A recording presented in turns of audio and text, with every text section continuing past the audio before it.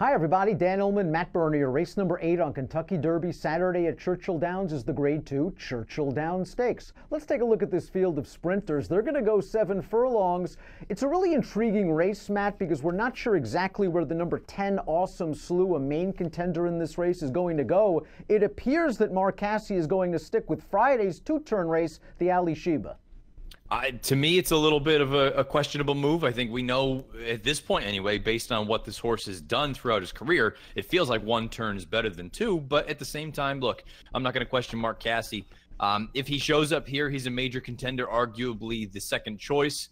If he goes in the two-turn race and you like him, you're going to get a decent number. Awesome Slew or no Awesome Slew, the one they may all have to beat is the number 3 Imperial Hint, who reeled off 5 consecutive victories before finishing an excellent second in last year's Grade 1 Breeders' Cup Sprint. And although his Beyer speed figure regressed in his 5-year-old debut, that was nothing more than a paid workout. Yeah, it certainly was. He never got out of first gear. Javier had the utmost confidence on him, never really asked him to run a step. I have to be honest, you go through and you look at that race, the third place finisher, Delta Bluesman, came back, was the next out winner with a 99 Beyer. Based on what this horse has done, he has a little bit of versatility. He doesn't absolutely need the lead. He can sit just off.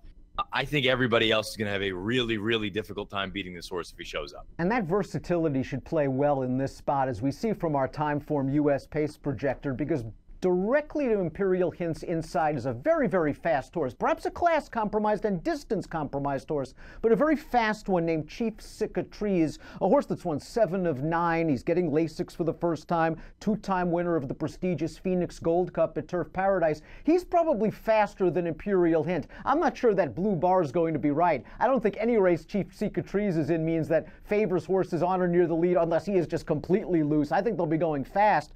The key to this race, I think, is Chief Cicatrice for one reason. If he offers no resistance when Imperial Hint comes to him on the turn, Imperial Hint's going to have a field day. But if he fights Imperial Hint, it gives these closers a fighting chance. I suppose it does, and I mean, there's enough other talent in here. I don't want to make it sound like I'm degrading anyone else in here. They're all very, very talented runners. I just think even if Chief Cicatrice puts up a mild fight, I have a feeling that Imperial Hint is just sitting on basically a powder keg. And when he finally is asked to run, if he runs anything close to what he did in the Breeders' Cup, I just don't think anybody else is good enough. We do have a Churchill Downs horse for course to discuss, and that's the number 7 Limousine Liberal. He is 5 for 7 under the Twin Spires, very comfortable at 7 furlongs. And although beaten in a blanket finish last time out the Grade 3 Commonwealth, maybe we could give him some extra points because it was his first start of the year, probably a prep for this spot on Derby Day, and he was really trying hard in the stretch in between horses. He was. I guess there's just a part of me that I wanted to see more. You brought it up. He likes Churchill Downs. He's 5 for 7, 6 for 7 in the exacta. I know Awesome Saturday, and I know Warriors Club. And if you get out finished by Warriors Club, particularly when you look at them on the far turn, Limousine Liberal almost looks like he puts a head in front of Warriors Club at one point, and Warriors Club comes back to beat him. Not meant to knock this horse. Look, again, he just shows up and runs, but I wanted to see more at Keeneland.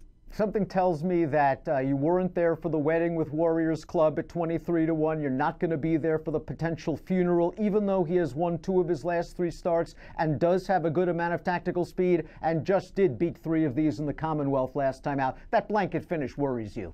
Yeah, I just kind of felt like it was more a matter of someone had to get there, and I suppose the recency for Warriors Club was enough to get him over the hump. Awesome Saturday was coming with a late run at the end of the Grade 3 Commonwealth. It was a solid enough pace. At least of the horses coming out of the Commonwealth, you can make the argument that this one has a little bit of upside, and I think he's always been a sprinter at heart. They've tried to stretch him out with middling amount of success, but I like him as a late-running 7-furlong type. The question is, does he get enough pace? I think the pace has got to be honest with the 2 and 3 in here.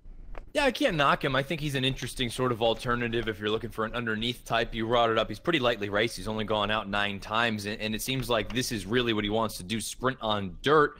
Having said that, he's going to need to run the race of his life if he's going to sniff anything close to the exacta. Conquest Windy City pulled off a big upset over subsequent Dubai Golden Shaheen winner Mind Your Biscuits at Gulfstream at this distance on February the 9th. You could make the argument that he really rode an inside speed favoring track that day, and he came back and he disappointed in the Commonwealth. He's going to have to be taken off with the pace in this spot, and I'm not sure as of this moment that's his preferred running style. To me, that run over Mind Your Biscuits, that's just an anomaly. I don't think that's what he is. I think he is the 85 kind of horse that we saw most recently. He likes to generally be more forwardly placed, and I have to be honest, even if he takes up a nice position, the horses in and around him are just better than he is. Has Todd Pletcher just gotten outplayed good? I know you liked this horse a little bit after he won the Curlin last year, and they threw him in the Pennsylvania Derby where, you know, he was battling on the lead and hard used at a distance a little far for him. Perhaps this is the reincarnation of outplay as a 4-year-old, as a shorter distance, middle distance type. He looked really good winning at Gulfstream with a big buyer in his seasonal debut. Not sure what he beat. Yeah, a Weekend Hideaway came back and earned an 89. He was the 3rd place finisher, the 4th place finisher with an 88 on turf in the next start. I kind of feel like that was the most professional this horse has been in his entire career. He's always been a little bit on the green side, and I feel like maybe we are seeing that change over from 3 to 4. Maybe he's finally putting it all together. I have to be honest, there's still a part of me that would love to see him stretched out in distance. I think 2 turns might be a little bit better for him than 7/8, but the fact that Todd comes back in this spot when he could have very easily run him in a different one. I know you're not going to run against Always Dreaming on Friday, but I do wonder if down the road this horse ultimately is going to get stretched out a little bit in distance. Unbridled Outlaw chased a fast pace in the Grade 3 Gulfstream Sprint last time out. He was 34-1. All things considered, he hung in pretty gamely to finish 5th. But at this point in his career, he just seems like a high-level optional claiming type that doesn't have the buyer pop of a horse like Imperial Hint. Agreed. I don't think he's good enough to win here. I think he's sort of that 62 claimer, you know, in that variation, that range. I don't think this is really his level. Let's take a look at our top selections for the Grade 2 Churchill Downs Stakes. I'm going to go with Whitmore in here, hoping that the 2 can keep the 3 occupied at a key point on the far turn. Whitmore is a horse that's come back firing for trainer Ron Moquett, although, to be honest, his favorite track is Oaklawn, and maybe it's simply the track that's been flattering him in his last few races. But he's one of the few horses in this race that has run fast enough to challenge a horse like Imperial Hint, and he was ridden very confidently last time out in the Count Fleet Sprint Handicap, where basically Ricardo Santana Jr. kept him covered up until inside the 3/16 pole, and once he wheeled him to the outside, he came rolling late. I like him at 7. It's really kind of an unknown for him, but I'm hoping there's going to be a little bit more hitting than Timeform US expects up front. This is an honest little horse. Yeah, he is. He shows up. You can see he's 15 times in the money at 18 lifetime starts, 10 times a winner. I have to be honest, not only does the Oaklawn factor concern me, I think kind of a 1A and 1B, it's also the company that he faces at Oaklawn. I think when he gets into the deeper end of the pool, he can't necessarily run those same giant races. 7/8 of a mile, I don't think is going to be really a problem for him. But at the same time, he's never done it yet, and you've got to wonder why they haven't tried to do it with him. He's going to be facing much better company. If he can run those 102, 103 buyers on Saturday, he certainly has a puncher's chance. He's going to need every bit of that if he's going to get the job done. Well, you've got a fast, talented horse with good tactical speed that should be in command when they turn into the stretch. Your top pick is Imperial Hint. Give me numbers. Yeah, I'm going to go 3, 10, 5, and 1 in here. This is a kickoff leg of a pick 5. I have to be honest with you.